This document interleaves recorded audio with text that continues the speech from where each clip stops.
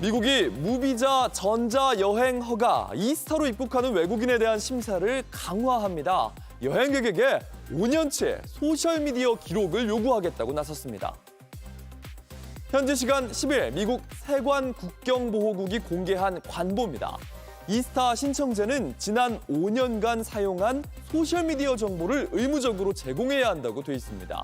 이것 외에도 지난 10년간 사용한 이메일, 주소, 지문, 홍채, DNA 정보는 물론 여권 사진 외에 셀카까지도 요구할 수 있습니다. 미국의 비자 면제 대상인 한국을 포함해 영국, 프랑스, 독일 등 42개 나라 방문객이 영향을 받게 됩니다. 정부가 과도하게 정보를 요구한다는 비판도 이어졌습니다. If they go trawling back through your social media and is to check that you are pro-Trump and pro-administration, you might have serious difficulties getting back into the States yourself. Well, that's a risk I'm going to have to take, unfortunately, because it's almost like being in a police state, quite honestly, at the moment. 미국의 여행업계 또한 북중미 월드컵 등 국가적인 행사를 앞두고 강화되는 입국 정책 우려가 된다는 성명을 냈습니다. 비자 수수료를 인상하는 것만으로 300만 명의 방문객을 감소시키고 트럼프 대통령의 남은 임기 동안 90억 달러의 손실을 일으킬 수 있다, 이렇게 지적했습니다. 미국 세관 국경보호국 홈페이지입니다.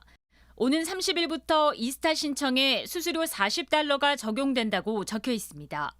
이스타는 90일 이내 무비자 미국 여행이 가능한 전자여행 허가입니다. 이 수수료가 기존 $21, 약 3만 원에서 배 가까이로 오르는 겁니다. 미국 정부는 앞서 전문직 비자로 불리는 H-1B 비자 수수료도 기존 $1,000의 100배인 $10만, 우리 돈 약 1억 4천만 원으로 올렸습니다. 당장 어제부터 시행에 들어갔습니다. The country would rather not have to pay $100,000, but they'd rather, how do you do that? You hire Americans. So there's an incentive to hire American. 포고문 서명 하루 만에 속전속결로 시행에 들어갔지만 세부 방침을 놓고 혼선이 커졌습니다. 미 러트닉 상무장관이 해마다 다시 신청할 때마다 이 수수료가 적용된다고 언급하면서입니다. 마이크로소프트와 아마존 등 주요 기술 기업들은 직원들에게 당분간 미국을 떠나지 말고 해외에 있다면 서둘러 귀국하라고 권고했습니다. 새 수수료 규정이 미국 재입국 시에도 적용되는 것 아니냐는 불확실성 때문입니다. 혼선이 커지자 백악관이 진화에 나섰습니다. 백악관 캐롤라인 레빗 대변인은 소셜미디어를 통해 이는 연간 수수료가 아니며 신청 때만 적용되는 일회성 수수료라고 밝혔습니다. 아울러 H-1B 비자 소지자는 평소와 동일한 범위에서 출국 및 재입국이 가능하며 이번 조처는 새로운 비자에만 적용된다고 밝혔습니다. JTBC 송재입니다.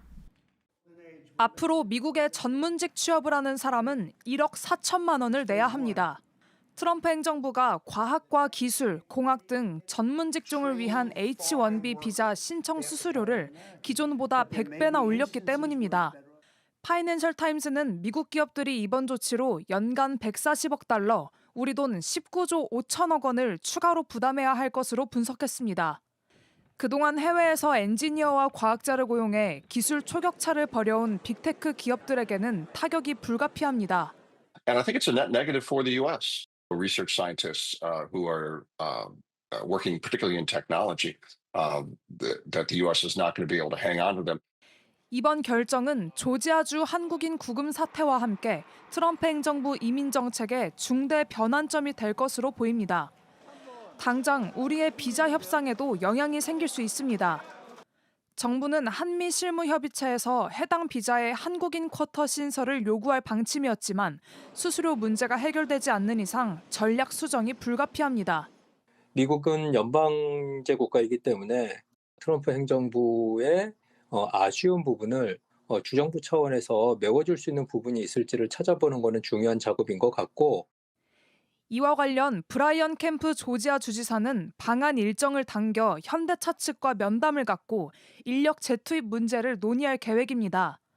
우리나라 기업들의 투자 위축을 막기 위한 대응이지만 트럼프 행정부의 이번 조치로 비자 문제가 꼬이면서 협의는 난항을 겪을 것으로 보입니다. JTBC 강나윤입니다. 미 국토안보부가 내건 이민세관 단속 요원 모집 포스터입니다. 트럼프 대통령을 배경으로 조국을 지키자며 지원할 것을 권유합니다. 최대 연봉 1억 4천만 원에 7천만 원의 보너스와 학자금 대출 탕감까지 내걸었습니다. 실제 트럼프 행정부는 이민자 단속에 열을 올리면서 올 들어 벌써 4만 명의 비자를 취소했습니다. 같은 기간 바이든 행정부보다 2배 이상 많습니다. 비자가 취소된 대상에는 유학생 6천 명도 포함됐습니다. 대부분 폭행과 음주운전 때문이라는 설명이지만 최대 300명은 테러 지원으로 취소됐습니다. 팔레스타인 무장정파 하마스를 위한 모금을 했다는 이유인데 가자지구 공습 규탄 시위에 참여한 학생들이 대상이 됐습니다. Some of the visa revocations are happening because somebody violated the terms of their visa. They dropped out of school or they got convicted of a crime or some criminal investigation. The visa is not a right, it's a privilege. 트럼프 행정부는 비자에 이어 이민 문턱도 높이고 있습니다. 지난 6월부터는 유학생 비자 심사 과정에 SNS 계정 검열을 추가한 데 이어 최근 시민권 심사는 도덕성도 검증하기로 했습니다. 단순히 범죄 기록만 확인하는 수준이 아니라 납세 여부와 교육 수준까지 평가하는 겁니다. But I want to make sure that the foreign students are people that can love our country. We don't want to see shopping centers exploding. We don't want to see the kind of riots that you had. 국가 안보를 내세운 트럼프 행정부의 반이민 정책에 미국으로 향하는 문이 점점 좁아지고 있습니다. 로스앤젤레스에서 JTBC 홍지은입니다.